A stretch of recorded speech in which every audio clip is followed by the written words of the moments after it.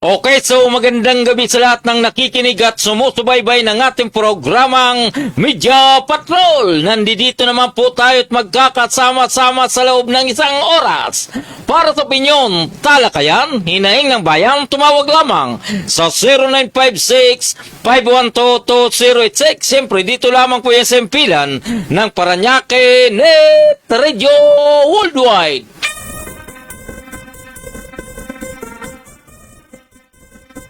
Luzon, Visayas at Mindanao, ito po ang inyong lingkod. Gaspar Latam na nagsasabing, sa umaga, sa tanghali, maging sa gabi, tayo magkakasama-sama dito po sa ating programang Low battery. Please charge. Media Patrol.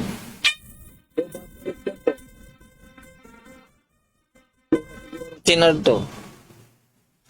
Ngayon po ay May 19,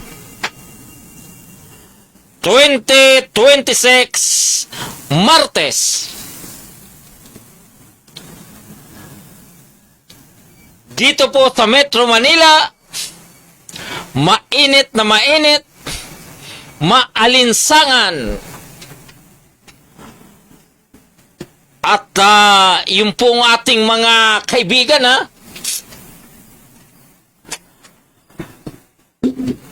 ngayon po ay may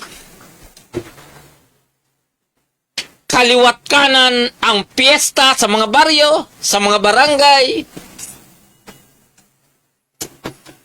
Kaliwat kanan ang Santa Cruzan, lalong-lalo na sa probinsya.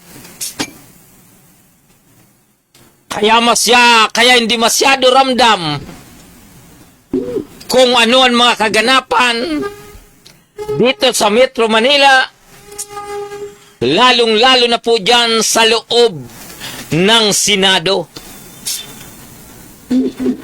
At ano yung nga po lingkod? Dati-rati yung impeachment trial kay dating President Joseph Estrada, halos hindi ko po yung pinapaalpas. Lagi ko pong sinusubaybayan yan.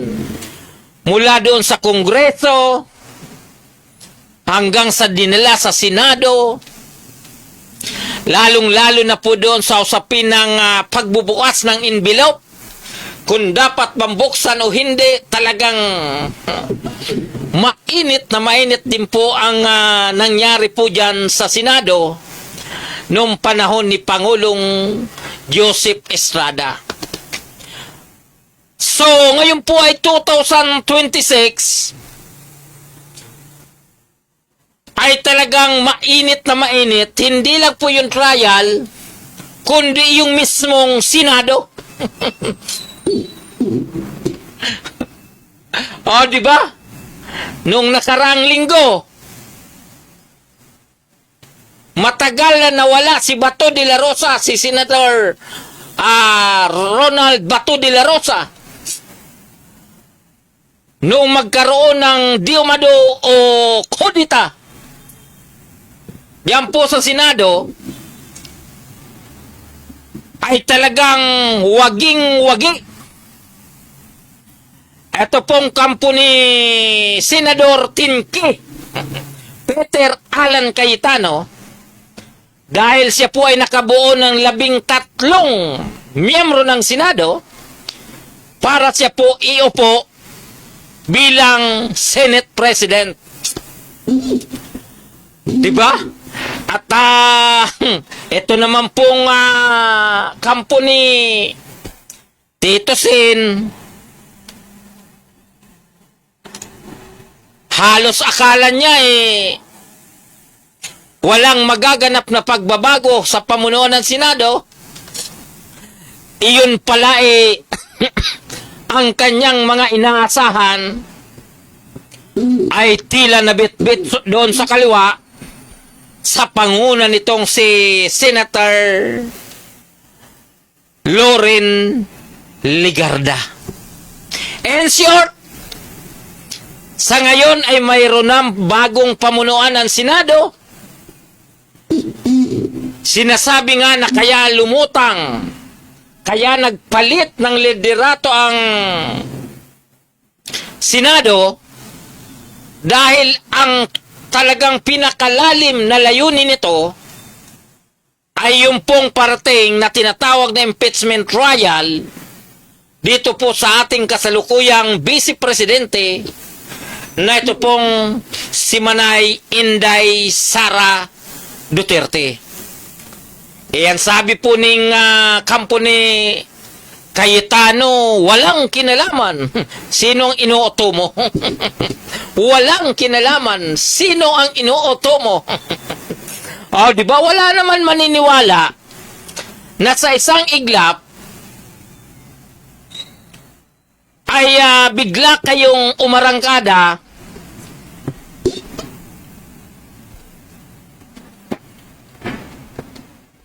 di ba? Katulad ngayon, sino na ang mga miyembro ng mga yung tinatawag na majority dyan, ay wag na tayong maglokohan, may kinalaman po yan sa impeachment trial ni BP. Okay, so para sa ating mga balita, Senado nag-convene bilang impeachment court. BP Sara trial, lalarga na. Walang kudita. Sobere ehersito, sumanib sa minorya, Cayetano Senate Prexe pa rin. Matibay no?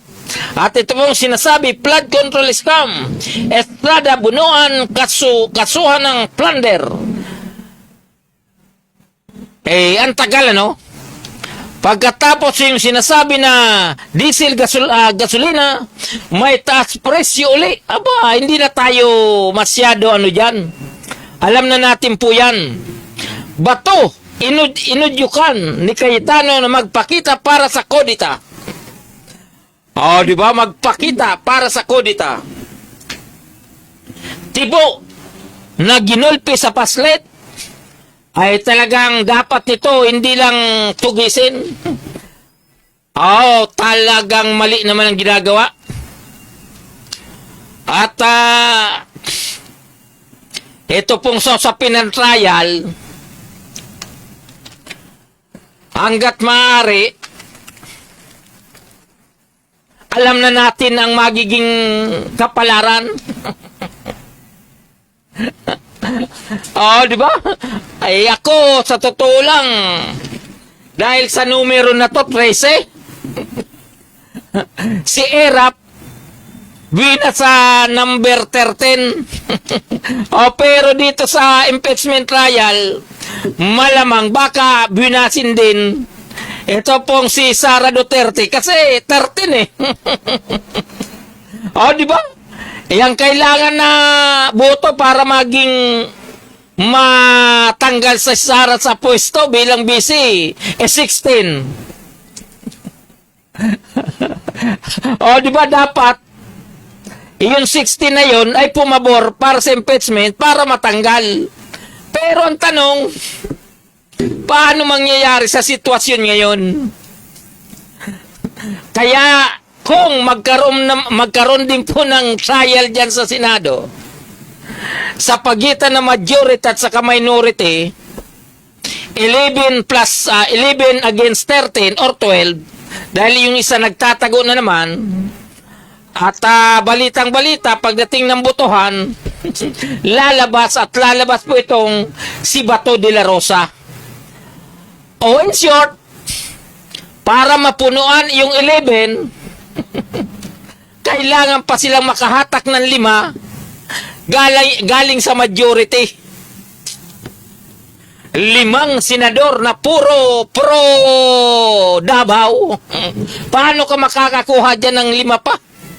Oh, di ba? Sabi nga ni Robin.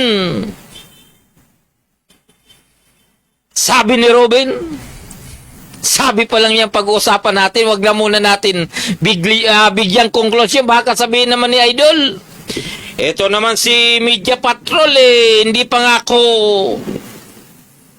bumuboto, hinuhusgahan mo na ako. Di ba? Yung 30 na yan, or 12, kahit hindi lumabas si Bato, so ang magiging boto niyan, 11, 12. So, kulang na 5 para mapatalsik si Vice President Sara Duterte. Parang pinalalabas natin na ang magiging trial parang moro-moro na lang, nakakaano naman, sa Senado pa naman ito. Oh, di ba? Maraming nakano rito, maraming nakaamba. Naghihintay kung anong mga deliberasyon, kung anong mga argumento ang bibitawan ng prosecutors, ng mga judges, and mga private lawyer naman para idepensa ito pong si Manay Inday Sara Duterte. Sa totoo lang, halos ayaw ko po itong talakayin dahil may juror, ito po mga senador. So anong inaasahan nga Ano nga ba yung inaasahan natin dyan? Oh, ano naman tayo, mamamaos na naman tayo. Kapag inulit-ulit ko, ano ang maasahan natin doon po sa mga judges, senator, na sa umpisa pa lang, party-partisa na yan Oh, di ba? Sa umpisa pa lang, alam natin kung sino ang ibuboto nito, katulad ni Robin Padilla, katulad ni Senador Bongo, katulad ni Ronald De La Rosa, katulad ni Cayetano, dalawang Cayetano, pagkatapos 2 bilyar, alam natin kung sino ang ibuboto nito. Sino magpupustahan sa inyo, Aber? Doon sa mga binanggit na pangalan, kasama na rito si Joey Villanueva at saka si Jinggoy Estrada. Palagay nyo, sino ang pwede magbaliktad dyan? O, diba? Isa-isain ko. Mula kay Alan Peter Cayetano, Pia Cayetano, Camille Villar, Mark Villar, Robin Padilla,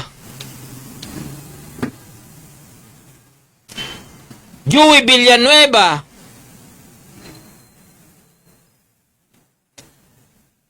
Jinggoy Estrada, Bongo, Ronald De La Rosa, at saka itong si Senador Marcolita, alam na natin ang magiging boto niyan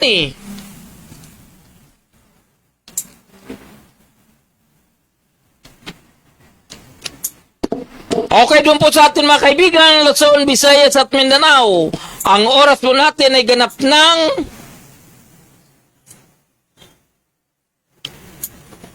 parang hindi tugma naman Nakalagay doon ganyan, pero sa actual parang mga anong oras na ba? 8:19 lang. Pero doon sa kabila.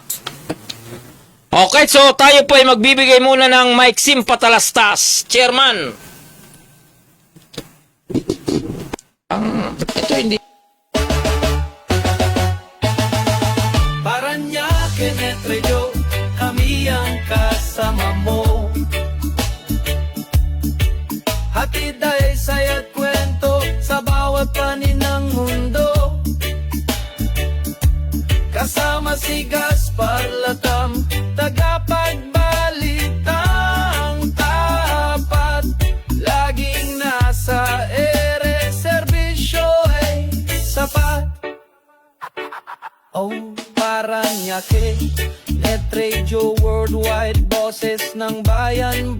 boses ng mundo. At kasama si Gaspar Latam, laging handang magatid ng totoo sa himpapawid. Boses ay malinaw, balita't musika sa puso'y dumadlaw. Mula sa bayan ng Paranaque hanggang sa dulo ng mundo, dalay pag-asa at ngiti. O Paranaque, Netreo, kami ang kasama mo. Hatid ay saya't kwento sa bawat panig ng mundo. Kasama si Gaspar Latam, tagapagbalitang tapat. Laging nasa ere, serbisyo ay sapat. Kwento ng masa, boses ng bawat isa. Makulay na buhay dito ay nagsasama. Walang hadlang, oras o distansya. Basta't neto'y bukas, abot namin ang lahat. O Paranaque, Netreo, kami ang kasama mo. Hatid ay saya't kwento sa bawat panig ng mundo. Kasama si Gaspar Latam, tagapagbalitang tapat. Laging nasa ere, serbisyo ay sapat. Kung Paranaque, Netreo worldwide, boses ng bayan, boses ng mundo. Pagkasama si Gaspar Latam, laging handang magatid ng totoo.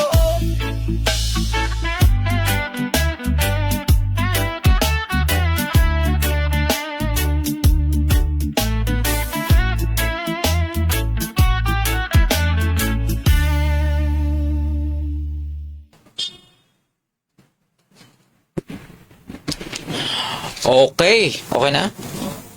Okay, tuloy-tuloy na po tayo. Ang oras po natin ay ganap na pong alas 8:22 ng gabi.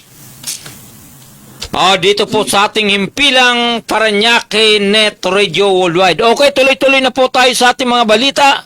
Batoy namin na hinimok ni Cayetano magpakita para sa kudita. Inamin ni Senator Bato de la Rosa na si Senate President Alan Peter Cayetano ang humimok sa kanya na magpakita sa Senado noong Mayo 11 upang sumali sa kudita sa Senado.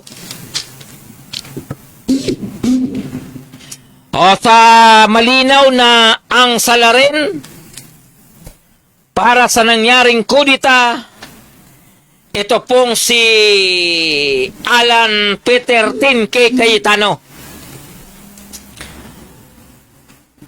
So yun po ang importante doon. Pagkatapos sinasabi na DOJ, Estrada, Bunuan, kasuhan ng plunder. So, ito pong si Jinggoy, pasalamat siya dahil senador. Samantalang yung kanyang matalik na kaibigan walang nagawa. Na ito pong si Idol Kusikap, na ito pong si Bong Revilla ay may matagal na po na nandoon sa loob ng kulungan. Siya po ang nasampulan kaagad na malaking isda.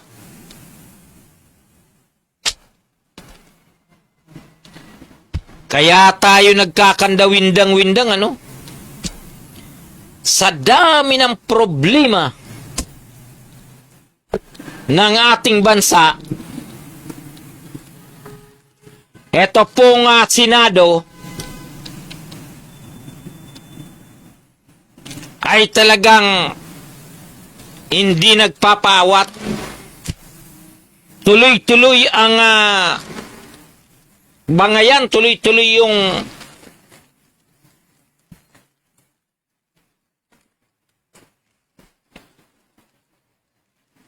palabas.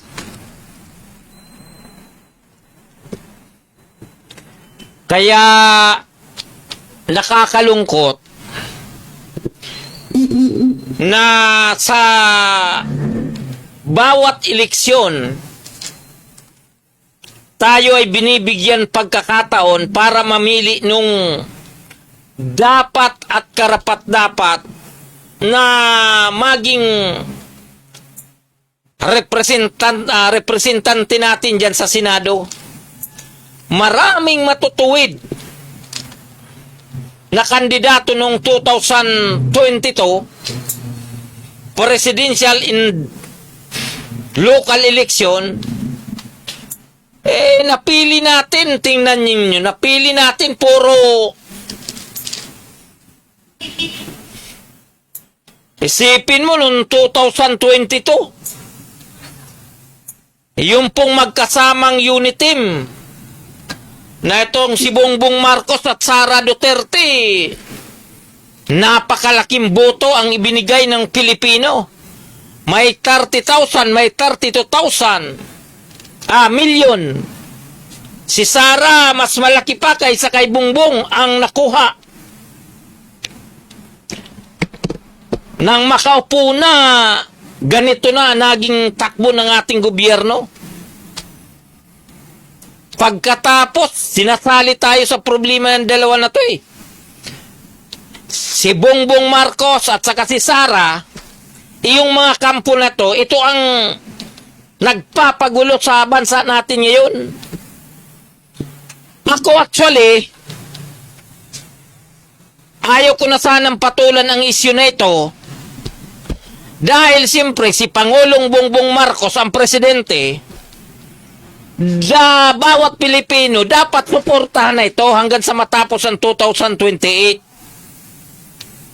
Dahil siya naman ang presidente, at sana itong kampo ni Sara Duterte, dahil siya naman po ang vice president, ay hindi na gumawa pa ng mga isyu na ikakasira ng presidente natin. Wala naman magagawa yan dahil 2028, sigurado naman na aalis yan eh.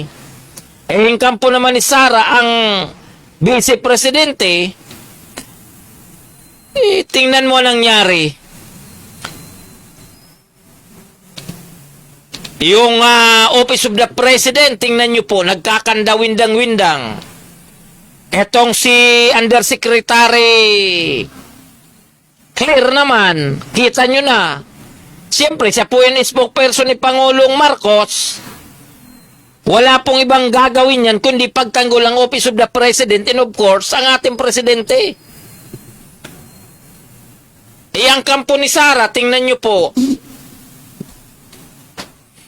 napakagarapal ang ginagawa nila dahil sinisira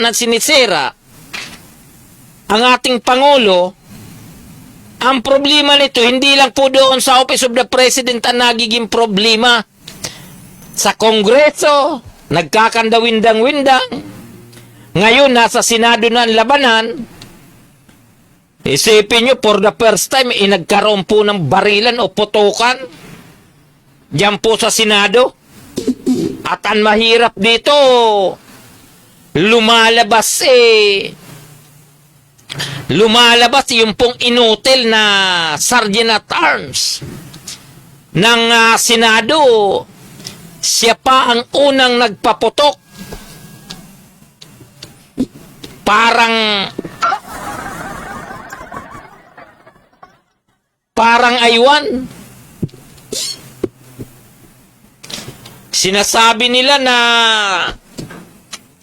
ang kampo ni Sara Duterte, si Sara Duterte, ang karapat-dapat na pagkatiwalaan ng taong bayan sa 2028. Paano yung pagkakatiwalaan ang ganitong mga leader na sila ang sanhi ng kaguluhan ng ating bansa? Pagdating ng 2028, kapag ang kampo ni Sara ang manalo, ay di ganti-gantihan lang yan.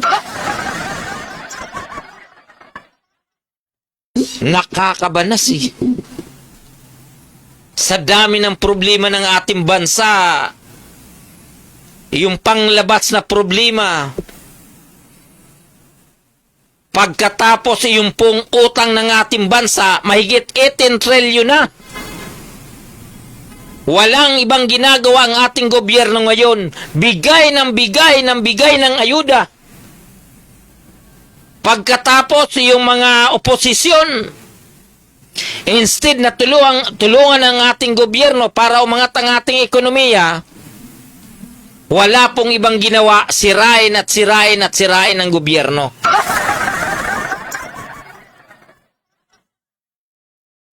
So, di ba? May AYEX, may AKAP, may mga tulong doon po sa bilyong-bilyong tulong ang binibigay ng ating gobyerno mula sa national to down to local level. Bilyon-bilyon ang binibigay doon sa mga taong nangangailangan ng tulong.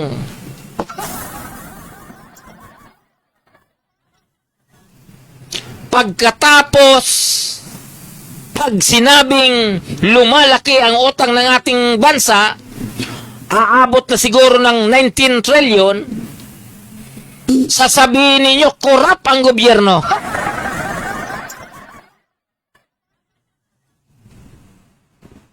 Nakakabanas eh.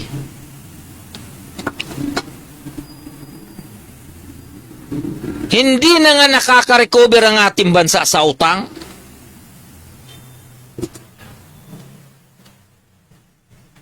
Pagkatapos, yung mga Pilipino, ang mga mamamayan, gusto nila ayuda, ayuda, ayuda, ayuda. Walang masama sa ayuda.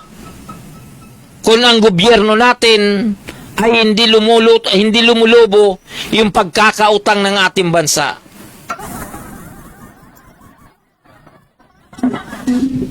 Oo, di ba? Saan naman kukuha yan? Sino naman na magsusulder ng personal na pera? Oo, di ba? Isang iglap bilyon ang gastos ng gobyerno. Mabuti kung katulad ng mga congressman na may pera, katulad ni Sandro Libiste na handang ubusin ang kanyang pera basta makapag-expose lang siya laban doon sa mga taga Batangas, laban sa kampo nila Recto, dahil di umano sa dami ng kinabig ng pamilya Recto nang sila po ay nanunungkulan. Habang nanunungkulan yan po sa Batangas, wala nang mapuntahan si Pangulong Ferdinand Marcos Jr. eh. Alam nyo naman kung tutusin niya na yan po ay may edad na. Oh, di ba? Lipad ng lipad sa iba't ibang probinsya ng ating bansa para maghatid ng ayuda. Ayuda palagi ang dala. Kamakailan lang pinakauli niyang lakad yung bawat barangay na nagbigay ng tig to 200,000 bawat barangay. Oh, di ba? Eh natutuwa siyempre ang mga barangay. Nakakatuwa, natutuwa yung mga purpose. Natutuwa po yung mga vulnerable sector ng ating lipunan dahil sila po ay nakakatanggap ng tulong. Ang problema, yung tulong na binibigay ng gobyerno, ng pamalaan, hindi man lang nila tinatanong kung saan galing. O, di ba sasabihin, pera naman yan ng taong bayan, pera naman yan ng gobyerno. O, di ba? I-set aside na natin yung usapang korupsyon eh. Dahil ang korap talaga yan. Eh, may humahabol naman sa kanila. Hinahabol sila ng batas. Hinahabol sila ng ombudsman. Doon na natin po yan ipagkatiwala. Ang pinag-uusapan natin, kahit sa ganitong sitwasyon, krisis, ang ating Pangulo tuloy-tuloy na namimigay ng ayuda. tuloy-tuloy namimigay ng tulong sa bawat kanto, sa bawat lalawigan para matakpan o magapan yung epekto o yung sipa ng krisis na to dahil sa giyera sa ibang bansa. Pagkatapos, pag malaman ninyo na nangungutang na naman para ipamimigay, nagagalit kayo.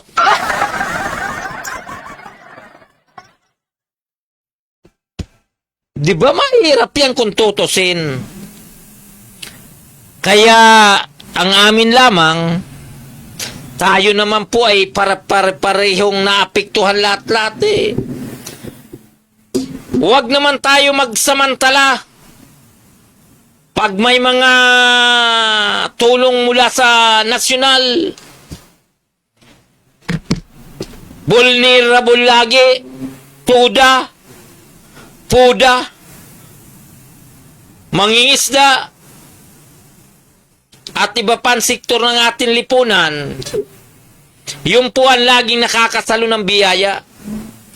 Pero mas marami ang hindi nakakasalo na tulong ng ating gobyerno mula sa nasyonal, yung pong talagang mga nasa informal settlers sa mga pilot areas na kung saan talagang wala po silang hanap buhay.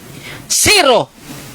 Hindi po katulad ng TUDA na araw-araw sila po ay kumikita. Pero yung zero ang kinikita sa loob ng isang araw o sa isang linggo, sorry ka, wala ka sa lista.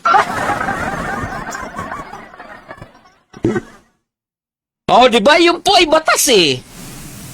Mga vulnerable ang dapat bigyan. Katulad nung isang araw, nakarating sa atin. Bida-bida dahil siya daw po ay biktima ng sunog.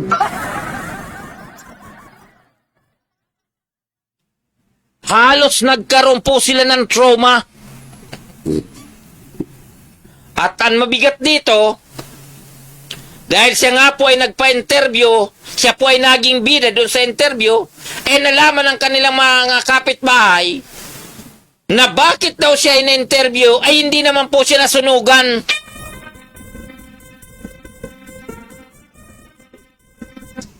Di ba? Akala mo maging bida ka doon sa interview mo.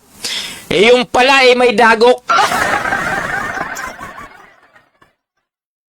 Dahil magpapa-interview ka, pagkatapos yung bahay mo, hindi man lang nadilaan ng apoy,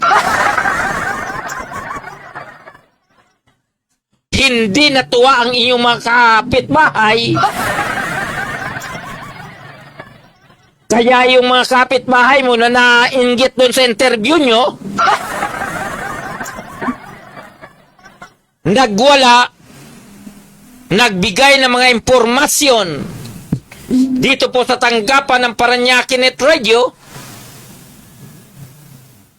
At siyempre naman, dahil may katotohanan naman po yung reklamo, ito po ay pinaabot natin sa lokal na pamahalaan para aksyonan ang ganitong panlilinlang.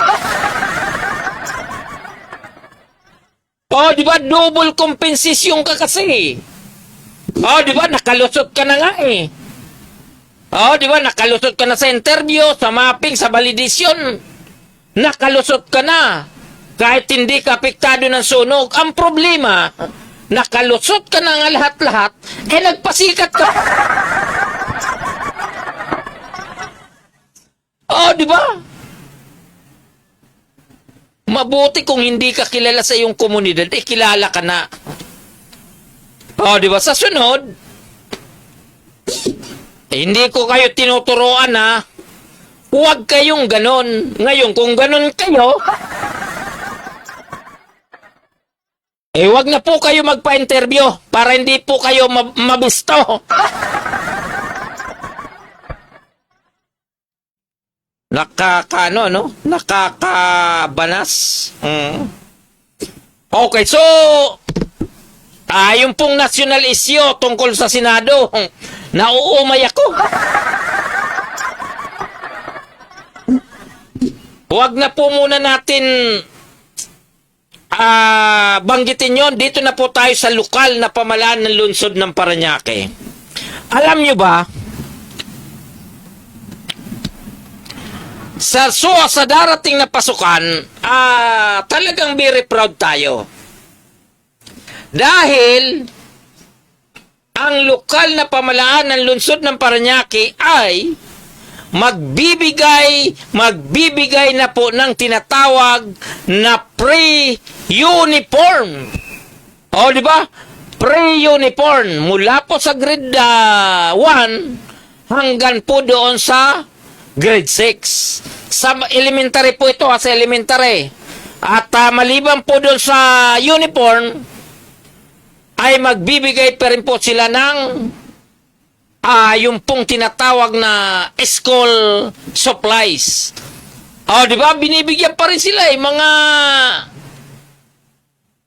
O, di ba? Isipin mo, uniform, damit, sapatos, short. Mayroon po sila. Palakpakan po natin yan. Okay, babasahin po natin ito. Paggupit program para sa school year 2026-2027. Ito naman po ay sa libreng gupit. Lilinawin natin. Mula po ito sa office ni Consilor Pablo Paulo Olivares II. Patuloy ang paggupit program sa paghahanda ng ating mga pagbabalik eskwela sa aming pagbisita sa iba't ibang mga barangay gaya ng La Huerta, Tambo, San Dionisio, San Isidro, Donggalo, Santo Niño at Baclaran. Naging matagumpay ang programa para sa ating mga kabataan at mga residente ng partner and communities. Libreng gupit, umabot sa 1,601 individual at ganun din po yung nakatanggap ng school supplies na umaabot na po sa 2,874. Ito po ay galing sa office ni Pablo Paulo Olivares II. Maraming salamat sa ating mga partner community at sa mga haircutters at sa lahat ng mga residenteng naging bahagi ng programang ito. So, kayo, ngayon, ibibigay ko po sa inyong halimbawa, kapag kayo po ay magpagupit ngayon, pinakababa po 100. 100 pesos po ang gupit. Kaya kung nakapag-abil kayo ng pagpagupit sa ating mga anak, malaking bagay na po yan. Dahil nakatipid na po tayo ng 100 doon po sa isang anak natin. Kung 5 anak natin, lahat nag-aaral sa elementarya, talagang malaking bagay na po yun. 500 pesos, kapag binili nyo po yan ng bigas, baka umabot na po yan ng 10 kilong bigas. Diba? Dahil sa pangaraw para sa paggupit. Abangan ang aming anunsyo dito sa page para sa uling pagkakataon na libreng gupit sa school supply. Sama-sama nating ihanda ang ating mga kabataan para sa panibagong nilang pag-aaral. Paunawa, ang mga serbisyo at mga kagamitang ipinamahagi para sa programang ito ay bunga ng aming personal na donasyon at hindi ginamitan ng pondo ng gobyerno. Iyon po ang the best personal. Palakpakan po natin. Ayan, iyon po ang serbisyong tunay para po sa mga ating mga kababayan na sa usaping gupit pa lamang kay malaking bagay na po ito. O, di ba? Malaking bagay na po ito. May libre ng gupit, may libre pang uniform, may libre pang school supplies mula pa sa office ni Consilor Pablo Paulo Olivares. Iyan po ay isa pa lang, 8 po silang konsyal. 8 po sila. Kung lahat sila tumulong, ay palakpak po ang ibagay natin. Di ba? Yun po ang maganda po riyan. Na kapag ang ating mga lingkod bayan ay talagang paglilingkod ang ibibigay sa ating mga kababayan, ay wala po tayong kapuro problema.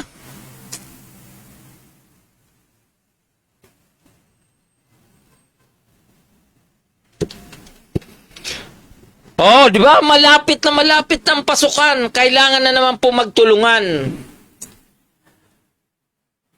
At ang hangarin ng ating lokal na pamalaan, lahat ng sektor dapat walang maiwanan, lalong-lalo na po sa usapin ng edukasyon. Kaya po ang lungsod ng Parañaque, makikita natin, may tinatawag pang allowance, 500 pesos monthly, at aabot po ito ng 5,000 yearly. At yung unang huling ulat, noong 2025 more or less, ay umabot po ng mahigit 600 million ang ipinamimigay para po doon sa allowances ng ating mga estudyante. Palakpakan po natin.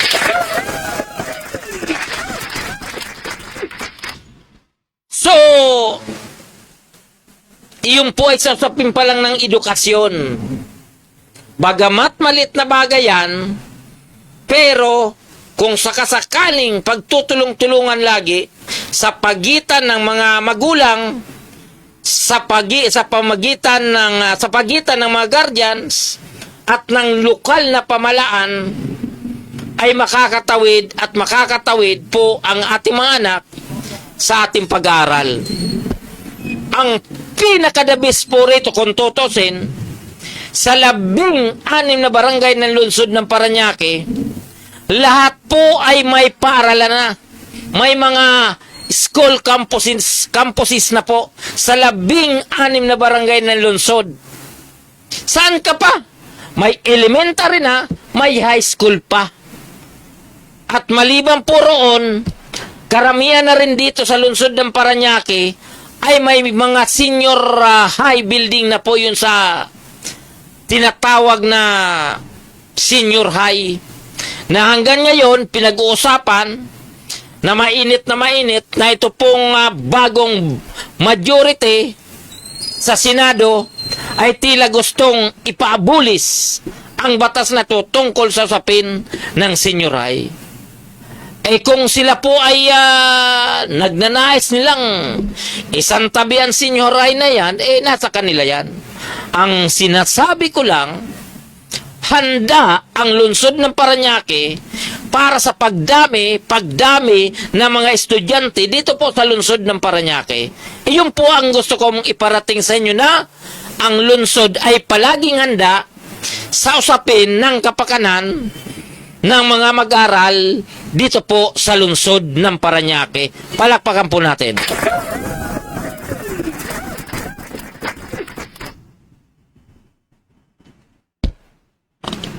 O, di ba? Yun po ang main target natin. At alam nyo naman, ang binibigyan pa rin po ng halaga, napaka-importante po rito, yung pong sa usapin ng kalusugan, sa usapin ng health. Nakakaano na nga halos may yakap na, may health card pa, may hospital na, 2 hospital, may pangatlong hospital na ang lungsod ng Parañaque. Maliban po roon, 16 na barangay ng lungsod ng Parañaque, may health center, barangay health center na, health center, may doktor, may nurse, may midwife, may ay kumpleto yung barangay pa lang, kumpleto na sa usapin ng kalusugan. Lahat po ito ay sinusuportahan ng lokal na pamalaan ng lungsod ng Parañaque. May yakap na, may health card pa, may clinic na, may libreng gamot pa. Eh kapag hindi pa kayo maserbisyuhan yan, halimbawa, doon po kayo sa barangay Marcelo Green, hindi kayo naserbisyuhan ng inyong barangay health clinic, pagkatapos pumunta kayo doon po sa Ospar 2 na nandyan po sa barangay Don Bosco, pagkatapos hindi pa po kayo nasatisfied sa usapin ng pagsagot o pag-agap ng inyong sakit, mukhang hindi na po problema yan ng lokal na pamahalaan ng lungsod ng Parañaque. Malamang kayo na po ang may problema. Pangalawa, yung mga tao sa mga ospital o kaya sa daycare, barangay health center.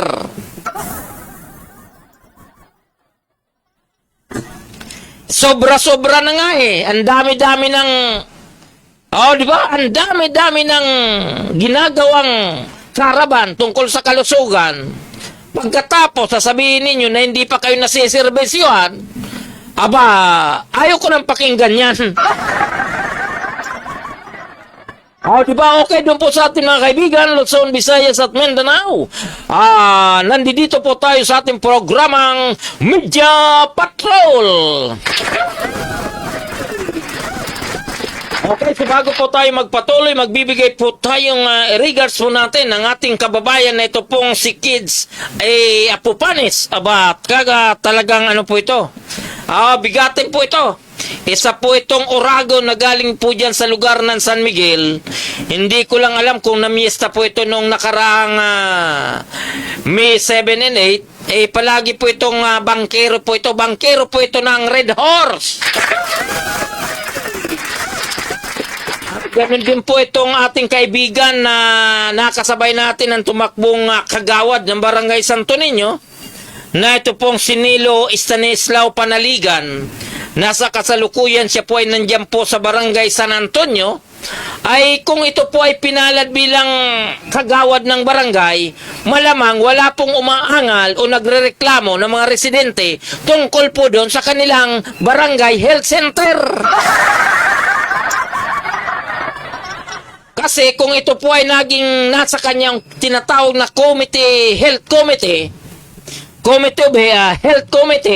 malamang yung mga supladang mga empleyado ng health center, yung pong mga empleyadong taga-barangay na nasa health center, o kaya yung mga doktor na halos ayaw nang pumasok, o kaya yung mga nurses na suplada, malamang hindi po papayag ang ating kasamang Nilo Stanislao na ang kanilang programa ay tinachap-chap. Diba? Kasi hindi na talaga tama kung may nagrereklamo pa diba? Yung health center dito po sa lungsod ng Parañaque, inuulit natin, kompleto po yan. May nurse, may doktor, may midwife, may mga staff po yan, talagang kompleto. Ang problema, kung mga suplado naman, kung ang problema mga suplada naman, yun po ang nagiging problema, na sila po ay nasa tinatawag na ng comfort zone. Wala silang pakialam kung yung mga kabarangay nila, yung mga pumupunta sa kanila, pabalik-balikin hanggang sa nanganak. Hanggang sa nagkasakit na totally ang kanyang mga anak. Pabalik-balik sa barangay. Kaya po nagtataka ang inyong lingkod, samantalang ang serbisyo naman sa Barangay Health Center supposed to be libre, pero mas marami pang pumipila doon sa private clinic kaysa doon sa barangay. Dahil doon po daw sa private clinic, di bali na silang magbayad ng consultation fee. Ang importante, sila po ay na-accommodate. Samantalang doon sa health center na libre, pabalik ka, ay pagdating sa dulo, i-repair ka pa rin doon sa ibang hospital o kaya sa ibang clinic. Opo, so klinaklaro po natin yung pong mga health professional naman yan, doktor, nurse, midwife, at iba pang health personnel, Para naman hindi tayo nadadagukan, sana naman, yung mga pumupunta sa inyo, may mga karamdaman po yan. May mga karamdaman po yan, nangangailangan ng inyong tulong dahil kayo naman po ay nasa medical. Kayo po may alam sa kalusugan. Kaya nakikiusap naman kami sa inyo. Nanggat maaari, dahil kayo naman, may mga sweldo naman kayo. Matatas naman ang inyong mga sweldo. May mga sideline naman po kayo. Baka i-extend natin yung tamang serbisyo para sa ating mga kabarangay o kaya sa ating mga kababayan. Maawa po tayo doon sa ating mga kababayan na talagang walang-wala. Paulit-ulit tayo. Nakakasawa na, no? Paulit-ulit po tayo. May mga informal settlers, may mga nasa depressed areas, may mga nasa pilot areas na pumupunta sa center dahil wala nga po silang sapat na kakayanan para pumunta doon sa mga pribado. Kung pagdating sa health center, pagagalitan pa ninyo, baka sasabihin, hindi nyo ba alam kung anong araw ang schedule para sa inyo? Nakakapanghina ng loob yan, nakakaawa Pagkatapos, makita mo doon sa private clinic, nakapila, nag-aantay, sasabihin mo, oh, bakit nandito ka? Libre naman sa clinic natin, sa barangay health clinic, barangay health center. Sasabihin, mas gugustuhin na namin pumunta dito sa may bayad kaysa doon kami pupunta sa barangay health center na libre. Tumitirik naman ang mata ng... Ay, nako. Ay, hindi pa inaasikaso. Okay, doon po sa atin mga kaibigan, Luzon, Visayas at Mindanao. Ang oras po natin ay ganap ng...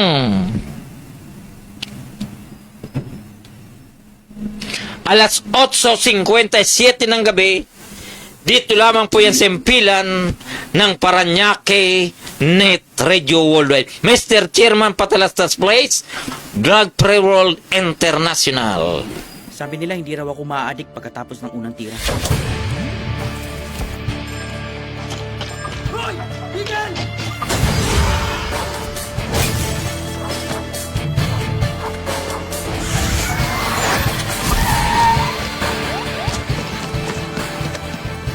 Sabi nila hindi raw ako maa-addict pagkatapos ng unang tira. Nagsinungaling sila. Alamin ang katotohanan tungkol sa mga droga. Drug-free world. Sabi nila kung gagamit ako ng coke, makakapag-party ako buong magdamag. Ang ganda. Salamat, ma. Sige, anak. I love you. Mag-enjoy tayo mamaya. Okay ka lang ba? Oops, teka.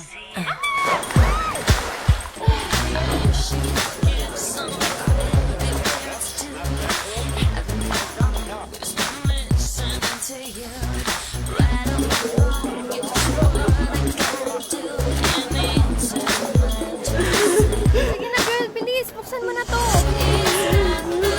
Ayoko.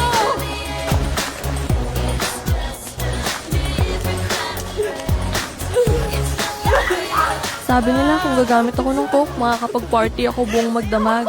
Nagsinungaling sila. Alamin ang katotohanan tungkol sa cocaine. Drug-free world. Mamahalin niya raw ako habang buhay kung hihit-hit kami ng crack. Diyan ka lang! Tumahimik ka! Tahimik! Wala kang kwenta! Isa ka lang! Mahal kita! Tumigil ka sabi! Tama na! Tumulong!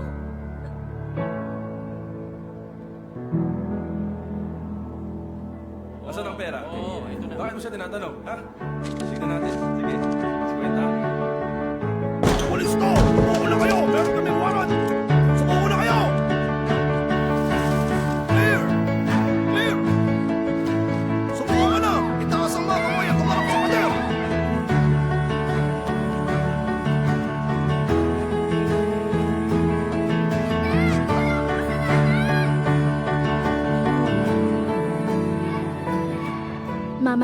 niya ako habang buhay kung sasabayan ko siyang humit-hit ng crack. Nagsinungaling siya. Alamin ang katotohanan tungkol sa crack. drugfreeworld.org.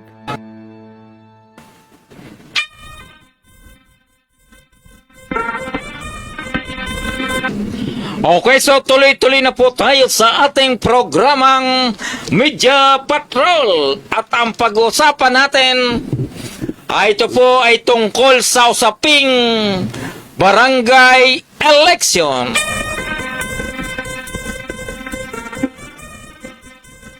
At sa ngayon naman, ang inyo pong lingkod ay naniniwala na tuloy na po ang barangay election. Yun po ay paniniwala ko lang kasi siyempre nandyan na po yung trials, impeachment. Baka sakaling yung ipinail ni Manay Amy Marcos for the postponement of the barangay election, maybe iyan po ay mai-set aside na. Sana.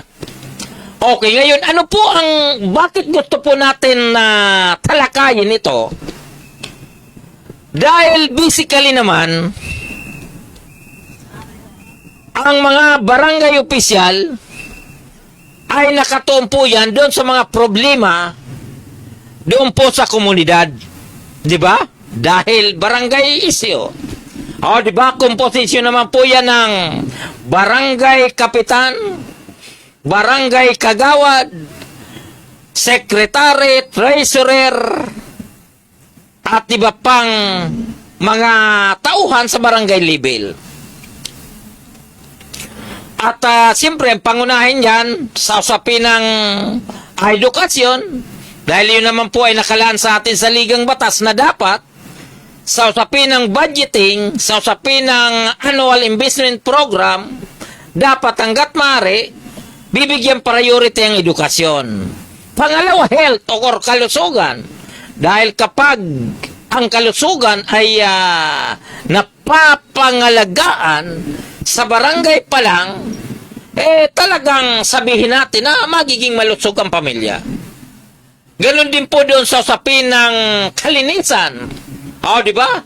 Kasi kapag ang ating kapaligiran ay malinis, kaaya-aya, may disiplina ng mga tao, marunong magtapon ng basura, in short, maging malinis ang ating barangay, ay talagang maganda ang magiging kahinatnan dahil yung ipis, daga, etc. ay talagang mababawasan ang ating problema.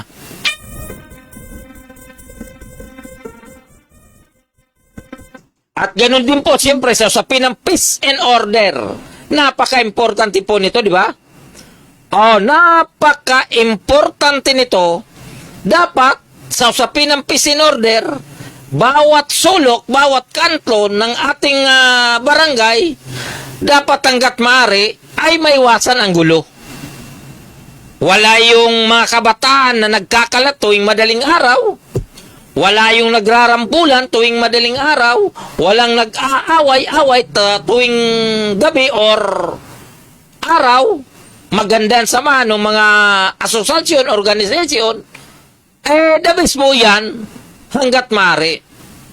At siyempre, sa usapin ng peace and order, hindi pa rin po mawawala yung usapin doon sa tinatawag na illegal drugs na tuloy-tuloy pong kumakalat na proliferation of the illegal drugs ay tuloy-tuloy pa rin. So, ngayon, ang target point ko is, dito tayo sa usapin ng peace and order. Ang peace and order, ako po'y naniniwala na kailangan ang ating mga kagawad, hindi lang po yung Committee of Peace and Order, dapat yung pong 7 mga kagawad ng barangay ay tumulong sa usapin ng Peace and Order. Kaya lang, nakikita natin every now and then, yung pong ating mga kagawad na karamihan sa kanila ay bida-bida, karamihan sa kanila ay nagpapapansin, karamihan sa kanila ay nagmamalinis, karamihan sa kanila ay talagang makita ninyo na kagalang-galang, pero simpleng tinatawag na officers of the day ay hindi po nagagampanan.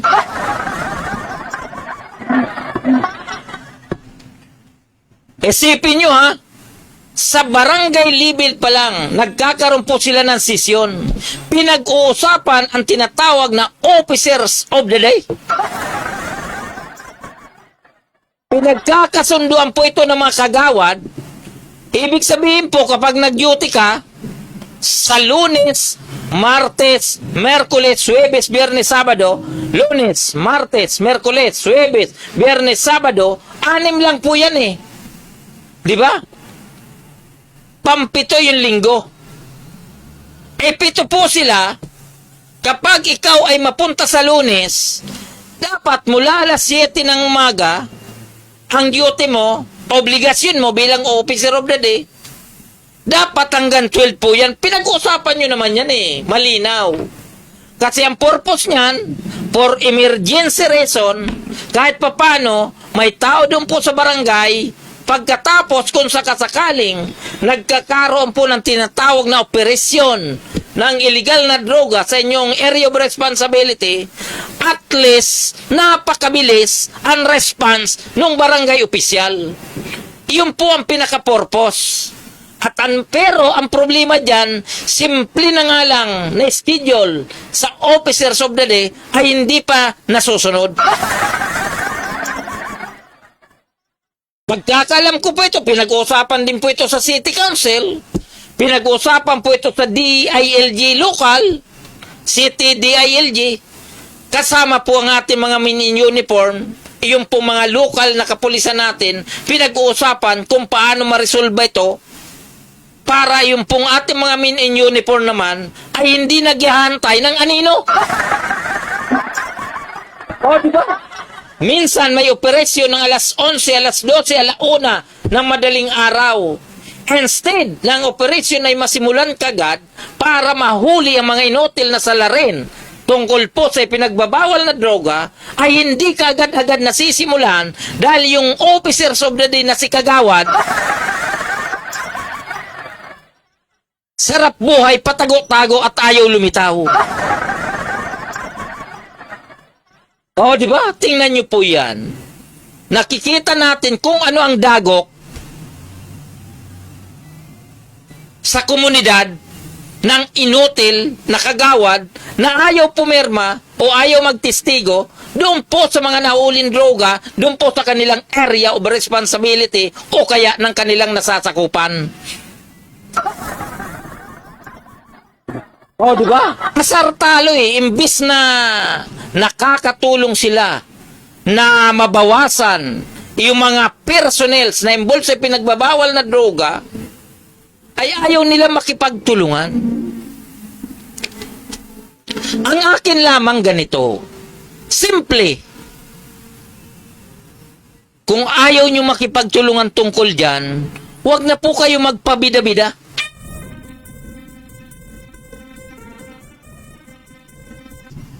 Huwag na po kayong tumakbo bilang barangay opisyal dahil kasama po yan sa inyong obligasyon. Ayan, lumalabas pag dumating si konsyal, dumating si mayor, dumating si congressman, dumating si senador, nauuna kayong dumating sa area. Oo, di ba? Pero kapag may inventaryo sa droga na kailangan kayo, hindi kayo makontak. Oh, di ba? Ganyan kayo kainutil eh. Oh, di ba? Baka sabihin ninyo, hindi ko kayo bistado. Yan po sa lugar ng Baklaran. Oh, di ba? May palbida-bida lagi dyan sa lugar ng Baklaran. Isang kagawad, pero ni isang piraso ayaw pumirma bilang testigo sa operasyon ng illegal na droga. Oh, di ba? Paano na lang kung kayo ay tumakbo bilang kapitan, ayaw nyo makipagtulungan, anong mangyari sa inyo? Nakakainis, ano? Oh, di ba? Pabida-bida eh. Sa lugar ng Baklaran, mayroon po dyan isang kagawad. laging nakapamaywang, laging tawag doon, laging sakbit ang kanyang kamay doon po sa loob ng kanyang bulsa. Oh, di ba? Kasama ni bla bla bla. Pero pagdating sa illegal na droga, ni minsan hindi ka nagpapakita. Bakit? Oh, di ba? Bakit ayaw mo magpakita? Bakit ayaw makipagtulungan? Baka may patong ka.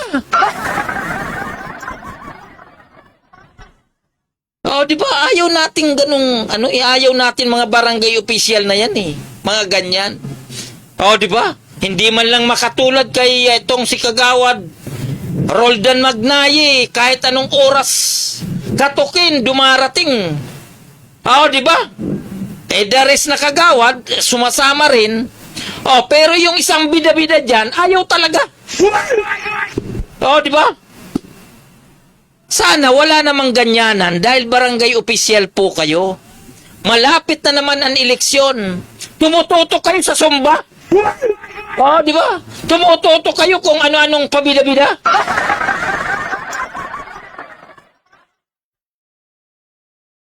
Ng ganyan, nakakabanas. Masyadong mga papilista. Sasabihin, magaling kaming lingkod bayan. Pero simpleng inventaryo, ayaw nyo makipagtulungan. Pagkatapos gusto nyo pang maging kapitan.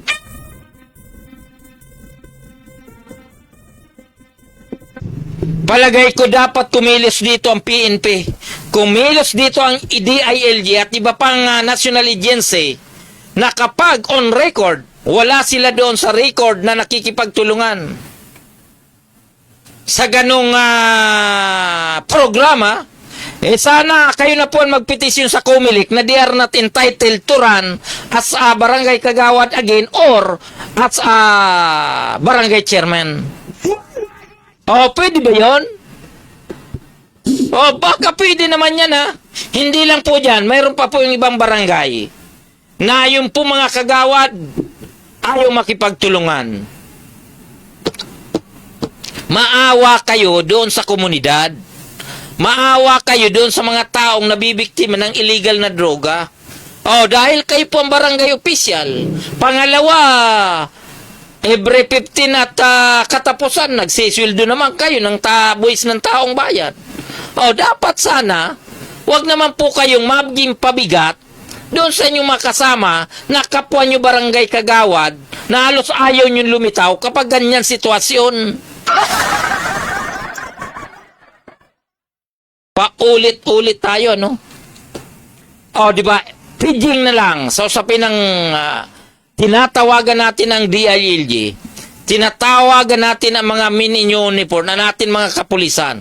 Tinatawagan po natin ang DDB na alamin yung pong mga barangay opisyal na walang record sa pag-witness o pagtestigo sa illegal na droga. Kayo na po siguro ang magpetisyon yan sa Comelec na hanggat maaari, wag na silang patakbuhin. Dahil instead na sila po ay makatulong, ay tila sila po ay nakakabigat.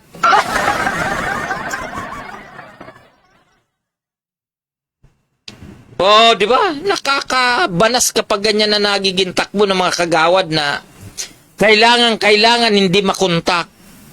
Naka-off ang kanilang cellphone. Kung hindi naman, sasabihin nasa probinsya, officer of the day nga kayo. Pagkatapos, tatakbo kayo, gagala kayo kung saan-saan eh. Nasaan ang inyong responsibilidad?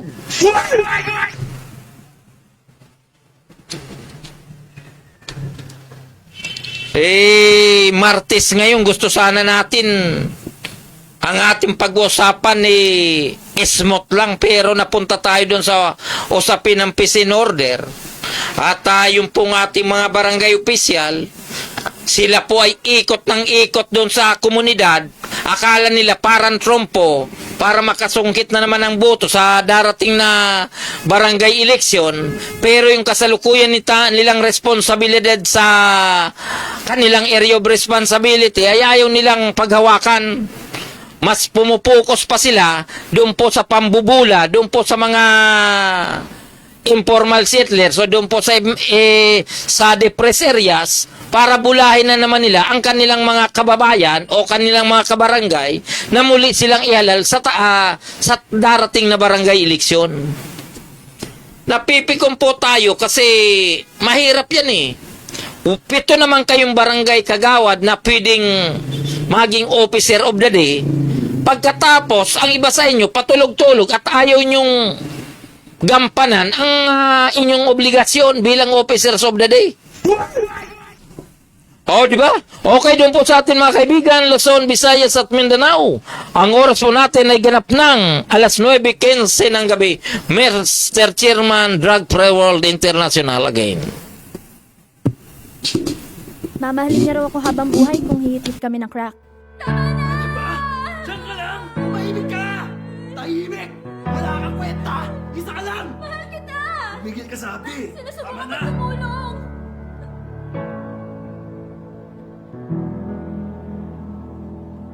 Asan ang pera? Oo, ito na. Bakit mo siya tinatanong? Ha?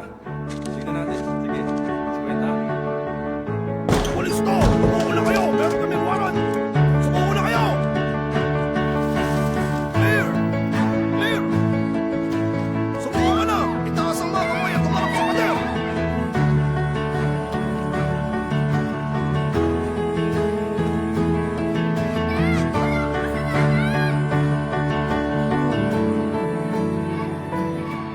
Mamahalin daw niya ako habang buhay kung sasabayan ko siyang humithit ng crack.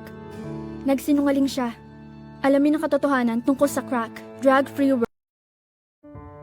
Sabi nila, ang heroin ang pinakamasarap na high na mararamdaman ko.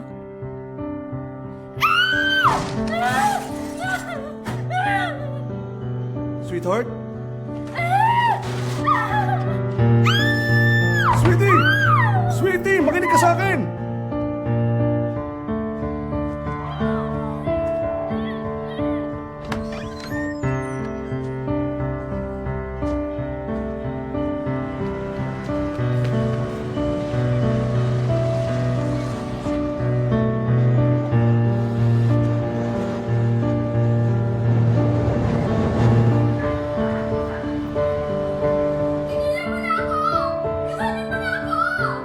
Sabi nila, ang heroin ang pinakamasarap na high na mararamdaman ko.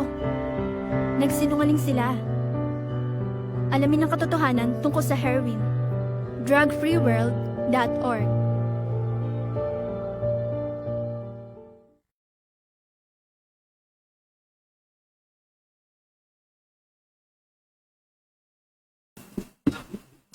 Okay, so tuloy-tuloy na po tayo sa ating programa. Ngayon po ay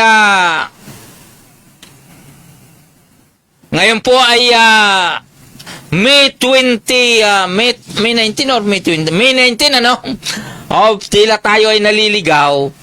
At doon po sa ating mga kababayan, lalong-lalo na po dyan sa ating, anong tawag nito?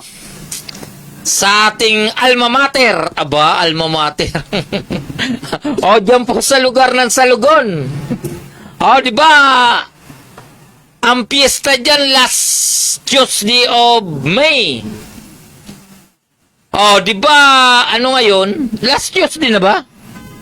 For the month of May? Parang hindi pa, no? Kasi 19 pa lang. So, sunod pa pala, no? So, advance happy fiesta dyan po sa lugar ng Salugon. San Jose, Camarines Sur, regards po natin. At yung pong ating mga kabarangay dyan po sa San Miguel. At yung pong ating mga kaibigan.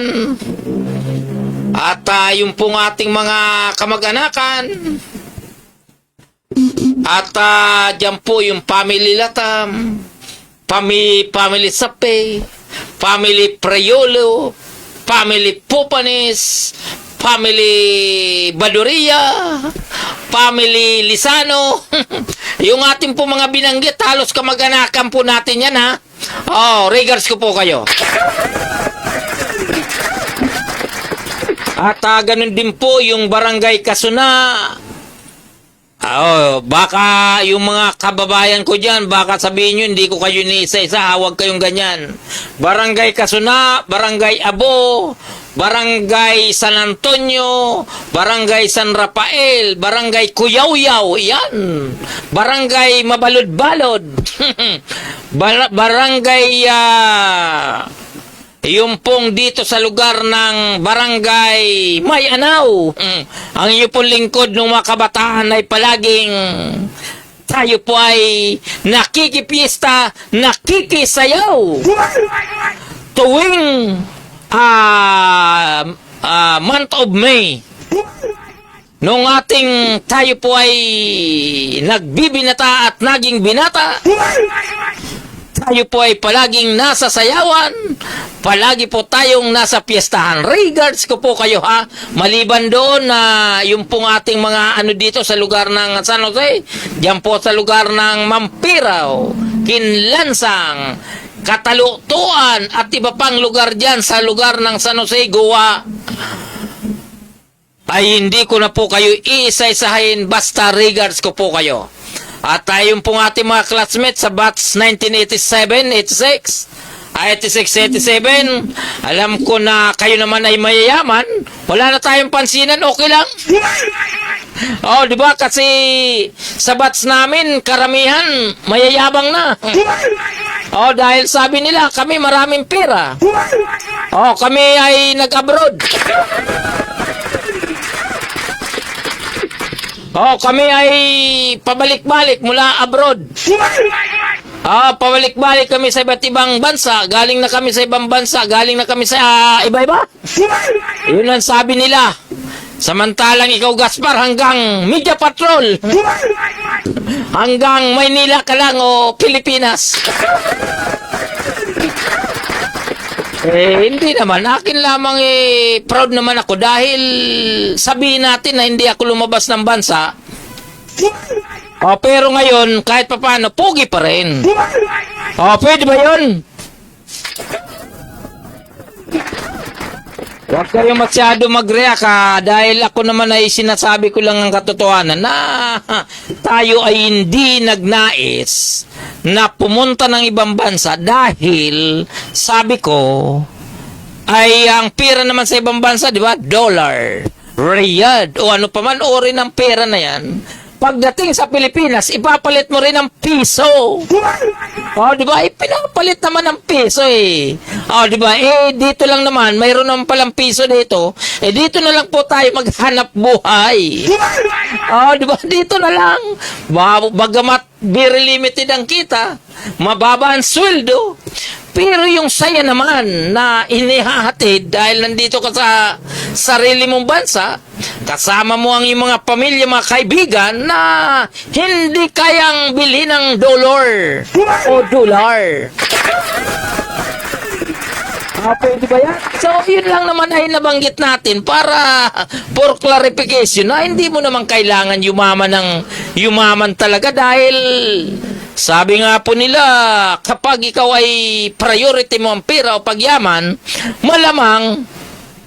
malamang hindi ka makakapasok sa kaharian ng Panginoon. Yun po ang sabi ng lolo ko. Mas priority natin yung lumaban po tayo ng parehas na sa araw-araw para tusukan natin ang pamilya, yung wala ka bang nilalamangan, yung ang isip mo is very fair, yung palagi kang fair sa yung mga nakakahalubilo, fair sa inyong mga kasama sa trabaho, fair sa inyong mga kaibigan, ay talagang malaking bagay na po yan na lumalaban ka ng parehas na wala kang inaapakan. Okay ba yon? Okay ba yon? Di ba? Lalong-lalo na sa trabaho, araw-araw magkakasama kayo. Di ba? Halos magkakapalitan na kayo ng mukha. Pero paminsan-minsan may hindi pa rin lumalaban ng parehas. Di ba? Pagkaharap mo, okay. Magandang ngiti. Kahit katulad ko na kulang ngipin, ngingiti pa rin yan. Di ba? Pero pagtalikod naman, doon ka babanatan. nangyayari at nangyayari yan. So, hindi ko pilyan. Di ba? Kapag ganyan ang kasama ko, sorry ka, bistado ka. Bistado ka. Bistado ka. Di ba? Di ba? Okay, so ito po ay ating nababanggit lamang dahil tayo ay araw-araw nakikipagsapalaran. Araw-araw tayong nakikiusap. Araw-araw tayong nakikihalubilo. Araw-araw naman po tayong nananalangin para doon po sa ating tinatahak ay maging fair po tayo sa ating kapwa. Kaya paminsan-minsan, kapag ang inyong lingkod ay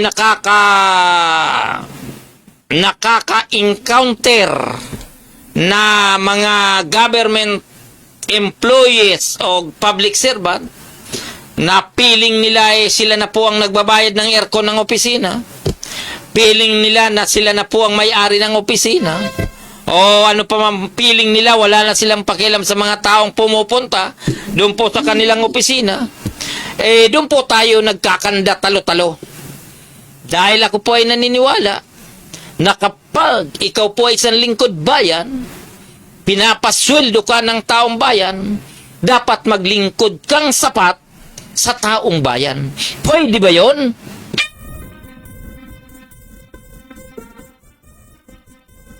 Di ba? Pero kung ikaw, nandiyan dyan, naghihintay ka lang, di ba? Tinatawag na nasa comfort zone ka na dahil ikaw ay magandang trabaho mo, mataas ang sweldo mo, naghihintay ka na lang ng kinsinas at sa katapusan. Kaya ang pakikitungo mo doon sa mga pumupunta sa inyong opisina ay tila hindi na tugma. Hindi po maganda yan. Di ba? Hindi lang naman yan sa buong bansa nangyayari yan di ba? Yung isa kong naging kaibigan sabi niya, 30 years na ako sa amin trabaho. Nung magpalit yung presidente. Di ba? Presidente ng Pilipinas kasi siya ay nandoon po sa Office of Malacanang. Siya po ay professional, siya po ay regular. Palibasa nagpalit daw ng presidente. Siya po ay tila sila po ay isinet aside. Ganon din po yan sa national, provincial level, local level, city level, barangay level. Nangyayari po yan. Kung sino pa yung nag-iisip o kung sino pa yung nagbibigay ng magandang pananaw, nagbibigay ng magandang serbisyo, minsan inaatake ng mga inutil na nasa kanilang comfort zone na tinatawag. Yun po ang isa sa mga nagiging problema sa gobyerno natin na sa kasalukuyan ay tila naging pabigat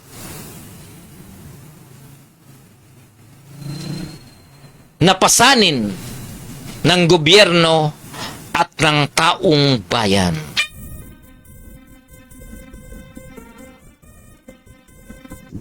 Okay, so tayo naman ay malapit na magtapos. At siyempre binabati po natin na nakiting mga kaibigan na kasama sa Paranaque Net Radio, Unit 1, Unit 2, Unit 3, Unit 4, Unit 5, Unit 6. Na tila kayo po ay nawawala. Regards ko po kayo, ganun din po sa pamuno ng PDMSI, Philippine Digital Media Society Incorporated. Regards ko po kayo. Ganon din po yung ating mga associate director ng PDMSI at kung saan naman po kayo naroroon, regards ko po kayo.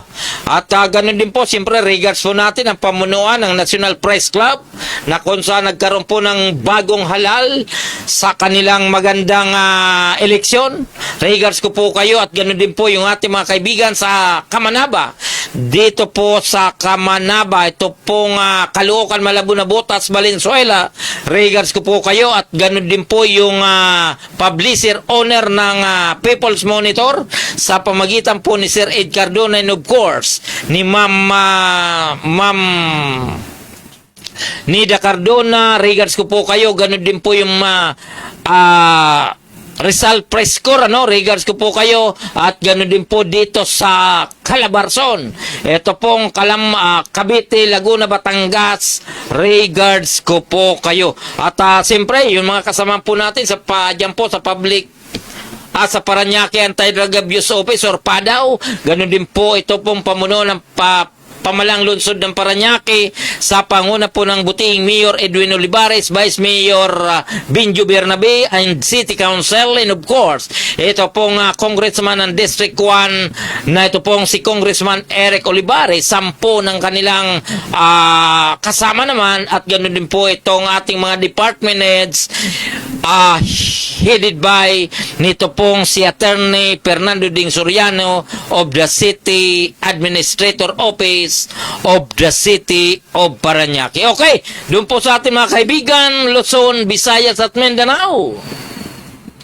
Ito po ang inyong lingkod, Gaspar Latam, na nagsasabing sa umaga, sa tanghali, maging sa gabi, tayo magkakasama-sama dito po sa ating programang Media Patrol. At bago po pala tayo magtapos, siyempre, regards po natin at greetings para sa Presidente ng Parañaque Net Radio Worldwide, no other than Kois Gerald ng Concern ng Bayan or CNB. Happy birthday!